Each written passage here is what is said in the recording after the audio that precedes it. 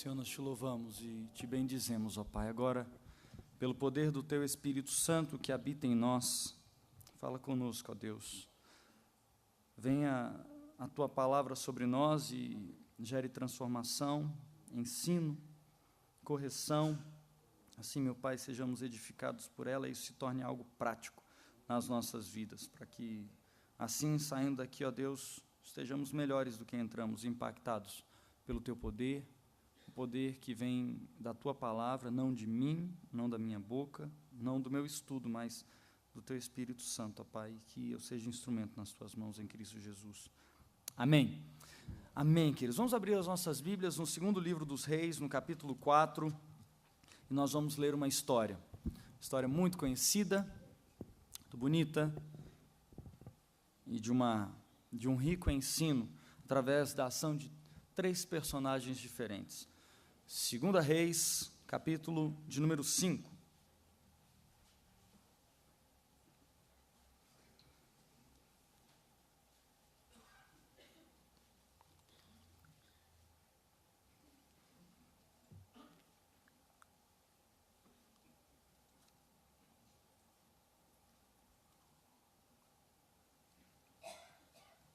Amém. 2 Reis, no capítulo 5, o verso de 1 a 19, então são muitos versículos. Eu peço que você preste atenção na leitura, porque eu quero extrair desse texto 3 lições, com 3 personagens distintas que aparecem nesse texto. Diz assim a palavra do Senhor: Naamã, comandante do exército do rei da Síria, era grande homem diante do seu senhor e de muito conceito, porque por ele o Senhor dera vitória à Síria. Era ele herói da guerra, porém leproso. Saíram tropas da Síria e da terra de Israel, levaram cativo uma menina que ficou ao serviço da mulher de Naamã. Disse ela à sua senhora: tomara o meu senhor estivesse diante do profeta que está em Samaria. Ele o restauraria da sua lepra. Então foi Naamã e disse ao seu senhor: assim e assim falou a jovem que é da terra de Israel. Respondeu o rei da Síria: vai, anda, e enviarei uma carta ao rei de Israel. Ele partiu e levou consigo 10 talentos de prata, 6.000 ciclos de ouro e 10 vestes festivais. Levou também ao rei de Israel a carta que dizia: logo em chegando a ti essa carta, saberás que eu te enviei Naamã, meu servo, para que o cures da sua lepra. Tendo lido o rei de Israel a carta, rasgou as suas vestes e disse: acaso sou Deus com poder para tirar a vida ou dá-la, para que este envie a mim um homem para eu curá-lo de sua lepra? Notai, pois, e vede que procura um pretexto para romper comigo. Ouvindo, porém, Eliseu, homem de Deus, que o rei de Israel rasgara as suas vestes, mandou dizer ao rei: por que rasgaste as tuas vestes? Deixai-o vir a mim, e saberá que há profeta em Israel. Veio, pois, Naamã com seus cavalos e os seus carros e parou à porta da casa de Eliseu. Então, Eliseu lhe mandou um mensageiro dizendo: vai, lava-te 7 vezes no Jordão e a tua carne será restaurada e ficarás limpo. Naamã, porém, muito se indignou e se foi dizendo: pensava eu que ele sairia a ter comigo, por-se-ia de pé, invocaria o nome do Senhor, seu Deus, moveria a mão sobre o lugar da lepra e restauraria o leproso. Não são, porventura, Abana e Farfar, rios de Damasco, melhores do que todas as águas de Israel? Não poderia eu lavar-me neles e ficar limpo? E voltou-se e se foi com indignação. Então se chegaram a ele os seus oficiais e lhe disseram: meu pai, se te houvesse dito o profeta alguma coisa difícil, acaso não o farias? Quanto mais já que apenas te disse: lava-te e ficarás limpo. Então desceu e mergulhou no Jordão 7 vezes, consoante a palavra do homem de Deus, e a sua carne se tornou como a carne de uma criança, e ficou limpo. Voltou ao homem de Deus, ele e toda a sua comitiva. Veio, pôs-se diante dele e disse: eis que agora reconheço que em toda a terra não há Deus senão em Israel. Agora, pois, te peço, aceites um presente do teu servo. Porém ele disse: tão certo como vive o Senhor, em cuja presença estou, não aceitarei. Instou com ele para que o aceitasse, mas ele recusou.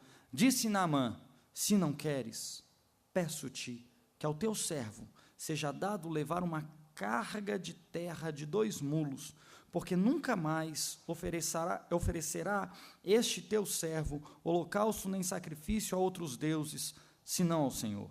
Nisso perdoe o Senhor a teu servo. Quando meu senhor entra na casa de Rimom para lhe adorar, e ele se encosta na minha mão, e eu também me tenho de encurvar na casa de Rimom, quando assim me prostrar na casa de Rimom, nisso perdoe o Senhor a teu servo. Eliseu lhe disse: vai em paz. Amém. Um texto longo, queridos, mas nós precisávamos ouvir toda a história para que essas lições fossem aplicadas nas nossas vidas. Há 3 personagens de grande destaque, existem outras personagens aqui, 3 de grande destaque. Nós temos uma escrava, uma menina escrava, nós temos Naamã, que é a personagem principal, atingido por lepra, e nós temos o profeta Eliseu. 3 personagens, cada um com uma característica distinta, diferentes entre si, mas com ações fortíssimas nesse texto. E eu queria tirar 3 lições com essas 3 personagens. E para ser muito direto, em primeiro lugar, nós temos uma menina que não tem nome. Qual o nome dela? Não está no texto. E embora o nome sequer seja citado, ela nos ensina que nós devemos ser uma bênção aonde estivermos. Onde estivermos, onde Deus nos colocar, nós precisamos ser uma bênção. Nós precisamos frutificar aonde Deus tiver nos colocado. Esses dias eu ouvia uma história pessoal, e a pessoa dizia assim: eu estou à procura de uma igreja. Então, eu e meu namorado, nós fizemos uma lista do que nós queremos encontrar na igreja para onde nós vamos. Então, fizemos uma lista, e nessa lista nós colocamos os pontos principais. A igreja que nós vamos, é isso que nós queremos encontrar. Estamos visitando várias igrejas.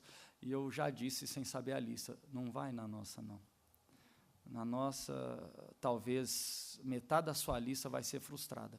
Aliás, não sei se vai valer a pena você ir a alguma igreja. Realmente, a gente tem percebido que o problema principal das igrejas é o acolhimento. Estou relatando para vocês o que eu vi.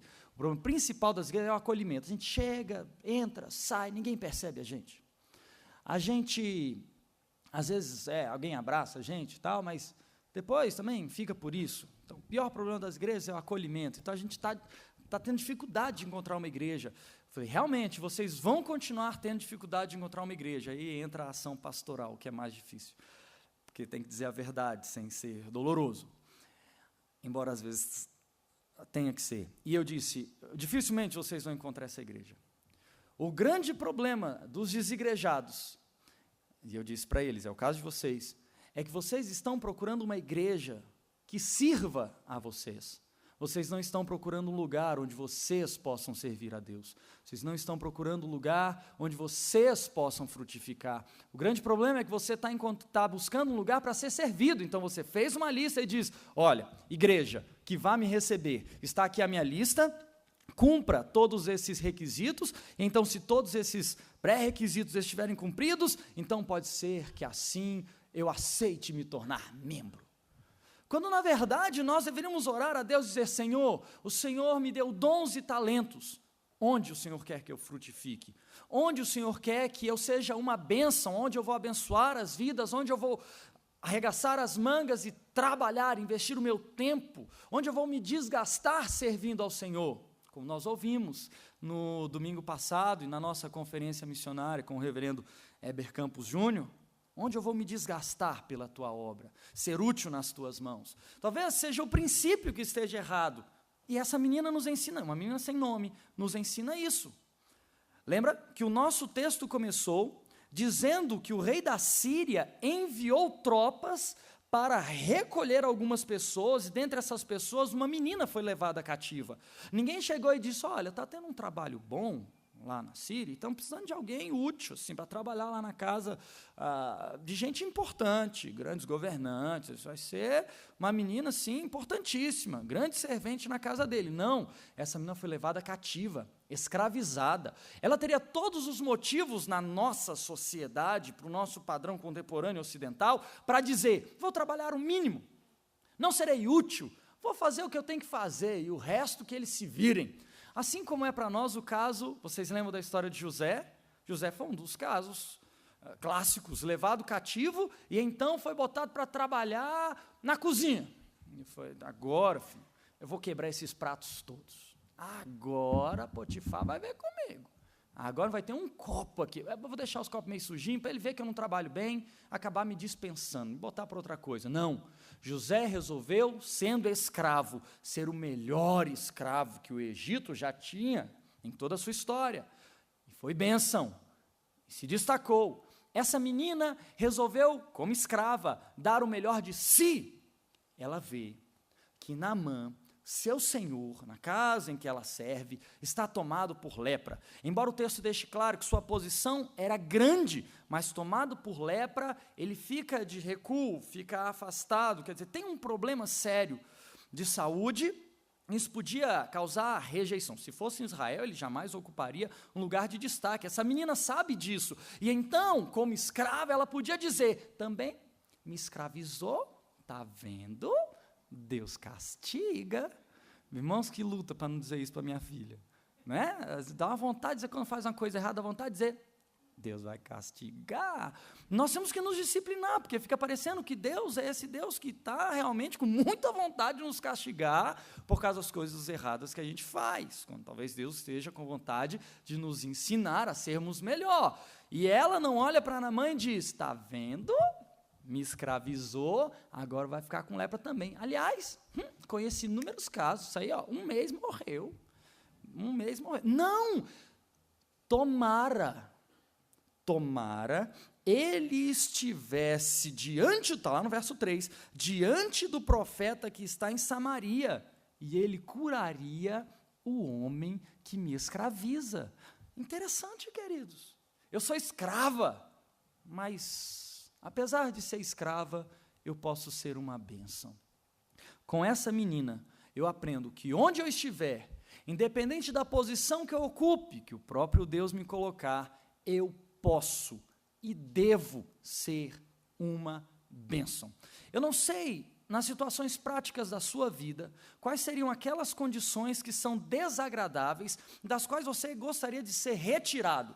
Comece a olhar essas situações de uma nova perspectiva, talvez a melhor aplicação seja essa. Comece a olhar que Deus te colocou naquela posição, que Deus te colocou naquela situação e que ali você precisa ser um abençoador. Quais são aqueles que me perseguem? Quais são aqueles que me olham com o olhar atravessado? Quais são aqueles que torcem pelo meu fracasso? Talvez eu deva orar por eles, esse é o princípio bíblico. Talvez eu deva colocá-los diante de Deus, talvez eu deva me empenhar, dando o melhor de mim, e assim eu testificarei: existe, como essa menina fez, Deus em Israel. Existe um Deus poderoso, que faz grandes coisas, e eu preciso ser instrumento nas mãos desse Deus. Mas em segundo lugar, queridos, existe o próprio Naamã nesse texto. Com a menina eu aprendo a ser uma bênção.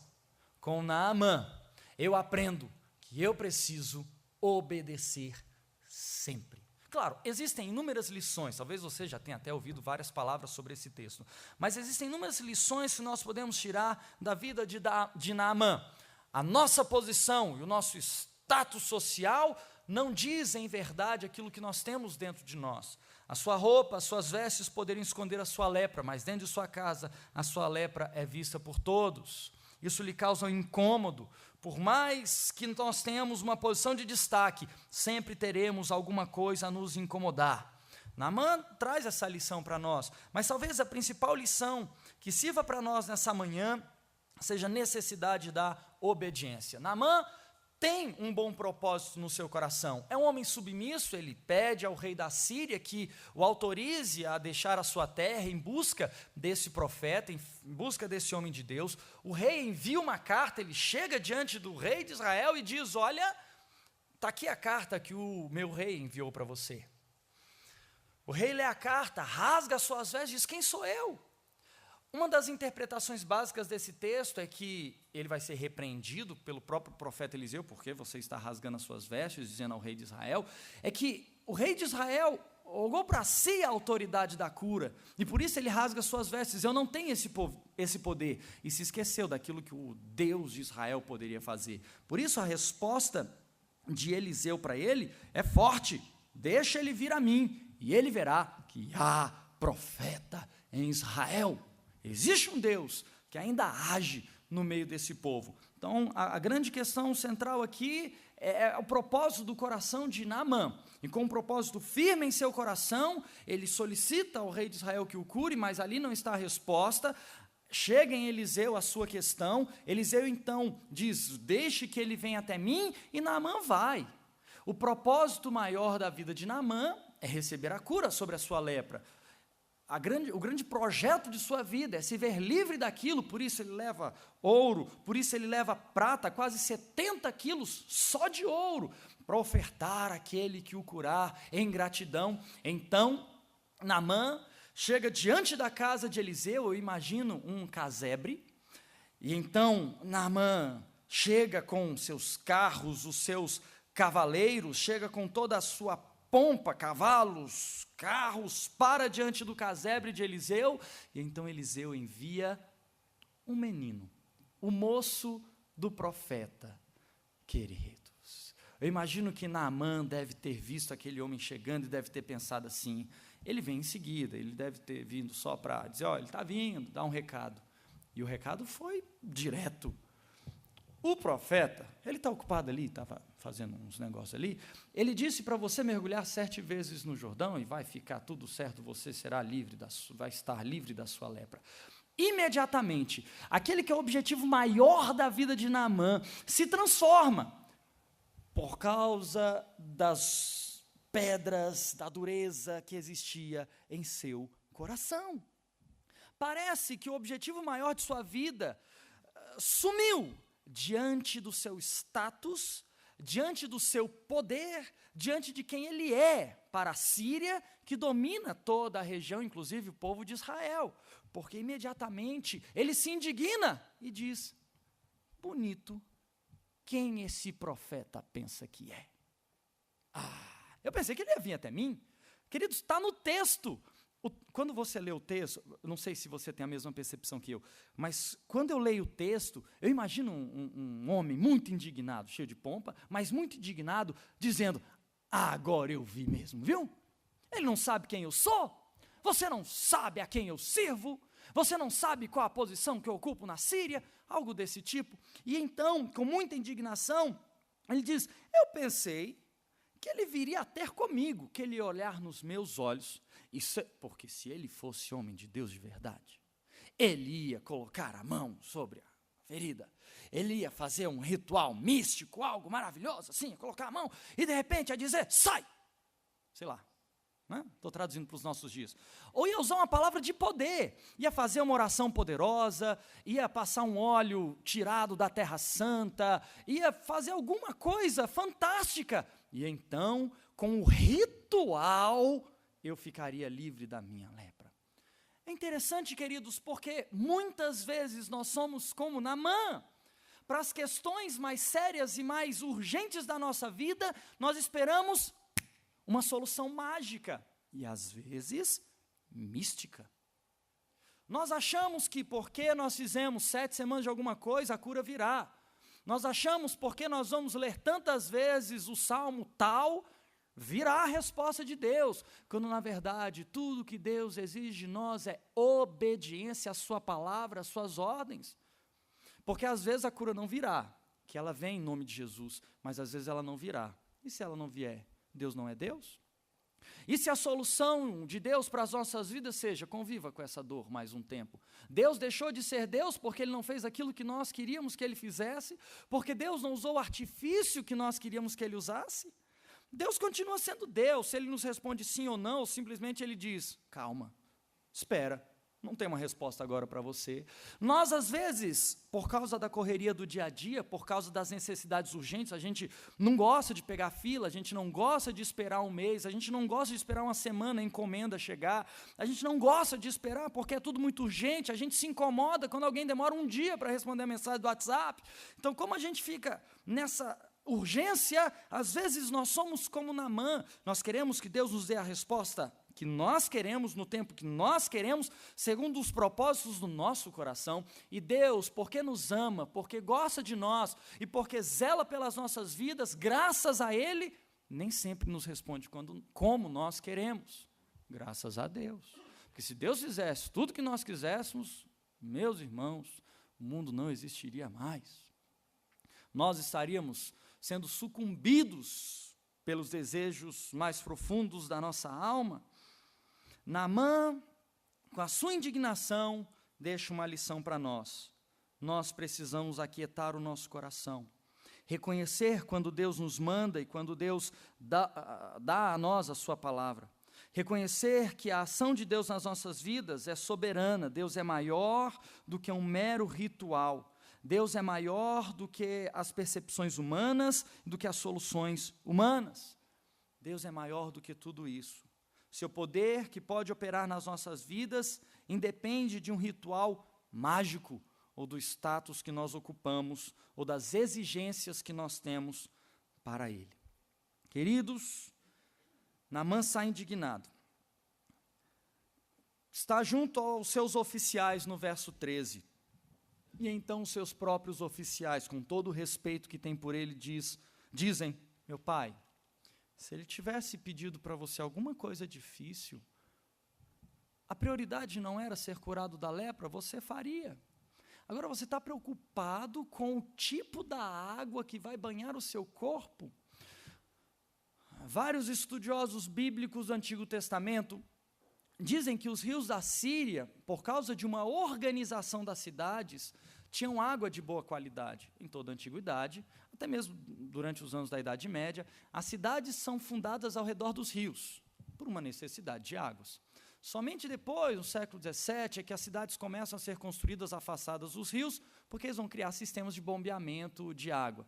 A não ser em grandes cidades, como na era romana, em que existiam aquedutos, mas para populações e civilizações pequenas, não era comum o transporte de água em longas distâncias. Então é possível que os rios da Síria fossem belíssimos, fossem águas boas e úteis, inclusive, para serem consumidas. Portanto, Abana e Farfar poderiam ser rios maravilhosos, ao passo que o Rio Jordão poderia ser um rio infectado, um rio poluído. Então, é bem provável que ele está falando com o profeta, ou diante da palavra do profeta com rejeição, porque ele pensa, os rios da Síria são ótimos, as águas são boas, faz sentido eu mergulhar numa água boa e sair curado, eu vou mergulhar numa água mineral fantástica, eu vou sair de lá curado, vou mergulhar nas águas quentes de Caldas Novas, e glória a Deus, vai acontecer uma transformação nos meus ossos. É como se ele dissesse algo parecido assim, as águas são boas, elas são terapêuticas. O Jordão não. O Jordão, não. Nesse rio eu vou entrar com 2 pernas e vou sair com 3, está louco, esse rio está muito poluído. Imagine uma proposta escabrosa, como se o profeta dissesse, não entra no rio Danúbio, dá um mergulho lá no Tietê. Que isso, rapaz, é louco? Vou nada. Então, seria uma comparação parecida com essa, como os arqueólogos do Antigo Testamento dizem. É possível que fosse uma comparação como essa, muito distante. Abana e Farfar e o Rio Jordão? Não, eu não vou mergulhar nesse rio. Então ele diz, Senhor, os seus servos dizem, Senhor, se fosse algo muito difícil, você não faria? Mergulha logo nessa água, filho. Qual era a prioridade da sua vida? Qual era o grande propósito de você ter vindo até aqui? Ele então mergulha. E o texto no verso 14, ele é muito incisivo, ele diz, então, desceu e mergulhou no Jordão 7 vezes, consoante a palavra do homem de Deus. Essa expressão, no hebraico, significa para nós, sendo submisso à palavra do profeta, ou do homem de Deus, como está traduzido na versão Almeida Revista e Atualizada. Ele desce não segundo as suas forças, ele desce não segundo o propósito do seu coração, porque ele está receoso, ele não desce ao Rio Jordão segundo a clara intenção do seu coração em ser curado, não! Ele desce segundo a palavra do homem de Deus, que para as vezes do Antigo Testamento, na linguagem, na sociedade da linguagem profética, é a própria palavra de Deus. Então vamos traduzir para nós aqui, ele desce, obediente à palavra de Deus. Não era o propósito do seu coração, nós vimos no texto que não era, não estava firme decisão no seu coração, porque de fato não estava, ele foi convencido a obedecer pelos seus próprios servos, aqueles que estavam com eles no exército, servindo com ele, seguindo as suas ordens, e que ele dá uma dica, olha Senhor, não é algo difícil, então vai lá, vê o que dá. E segundo, o texto nos diz, a palavra de Deus, segundo a palavra do profeta, sendo submisso e se tornando obediente, ele vai. Queridos, muitas vezes nas nossas vidas será assim. Eu não sei o que Deus vai fazer comigo, mas se Ele ordenou, se Ele mandou, vai. Cumpre a missão, vai. Seja submisso, se coloque aonde Deus quer que você esteja. Cumpra a vontade de Deus, cumpra a sua palavra e a sua ordem. Deus agirá conforme o seu propósito nas nossas vidas. Naamã, apesar da resistência que o nosso próprio coração encontra diariamente, se submete à vontade de Deus e vê o milagre de Deus operar em sua vida. A sua carne se tornou como a carne de uma criança e ficou limpo. Mas nós temos uma terceira personagem de grande importância nessa história. Eliseu. Temos a menina que nos ensina a sermos uma bênção onde estivermos. Temos Naamã, que apesar das resistências que existem no nosso próprio coração, nos ensina que no final é preciso obedecer. Não importa se compreendemos ou não, o melhor é sempre obedecer. Mas o profeta Eliseu nos ensina que toda a glória deve ser dada a Deus em todo tempo nas nossas vidas. Deus precisa ser glorificado. Primeiramente é um homem ousado, porque diz ao rei de Israel, deixa vir, pode mandar ele para cá, porque ele vai ver, existe profeta em Israel. E pensando na lógica que eu acabei de narrar para vocês, é como se Eliseu dissesse, existe um Deus que age no meio do povo de Israel, porque existe palavra de Deus ainda aqui, existe palavra profética. É isso que Eliseu está dizendo. Porque a princípio, quando nós lemos de uma tacada só, fica parecendo que Eliseu está dizendo, manda ele vir, porque ele vai ver, eu posso curar. E na verdade não é isso que ele está dizendo. O rei não apontou para Deus, o rei de Israel, mas Eliseu apontou para Deus quando disse, deixa ele vir, e ele verá a palavra profética, e ele verá a ação de Deus sobre a sua vida. Ele age na humildade quando envia o seu servo. Claramente, pelo decorrer da história, se o próprio Eliseu tivesse ido e houvesse acontecido aquilo que Naamã esperava, colocar a mão, fazer um ritual místico e mágico, a glória seria de Eliseu. Eu fui realmente lá, tem um profeta, gente, eu vou contar para vocês, viu? Tem um profeta, o cara é poderoso, o irmão é de oração, o irmão bota a mão lá, milagre acontece. Qual é a frustração de nós pastores? Não sei se o reverendo Weber vive isso também, é bem possível que sim, mas eu, às vezes, escuto isso. Você passa 4 meses orando com a pessoa, no seu gabinete, acompanhando, suplicando a Deus. O menino vai uma semana numa outra igreja, passa uma reunião de oração, fala, rapaz, o pastor lá é poderoso, viu?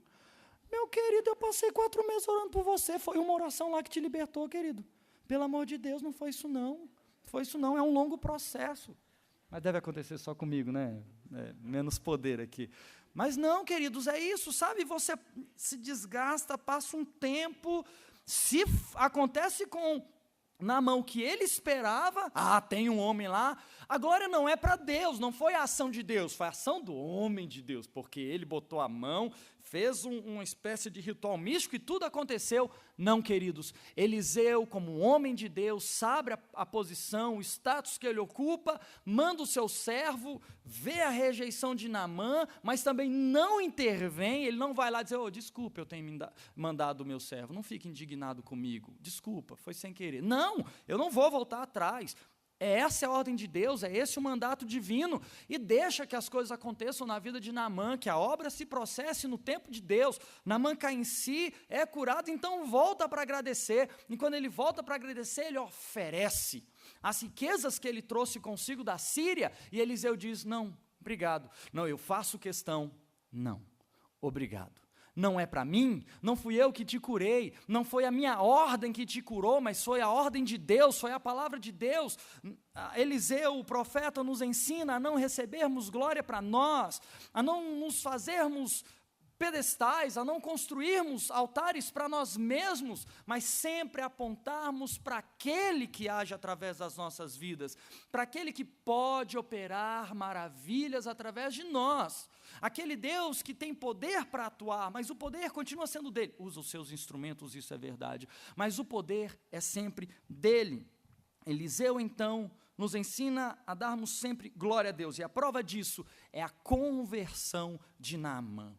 Quando Eliseu mostra que a glória é de Deus, que ele não receberá nada, mas tudo vem e é de Deus, ele suplica, deixa então ele levar 2 carroças da areia daqui. Coisa estranha, porque que ele quer a terra de Israel? Porque na tradição síria, o culto deveria ser prestado na própria terra daquele Deus. Olha a conversão do coração de Naamã.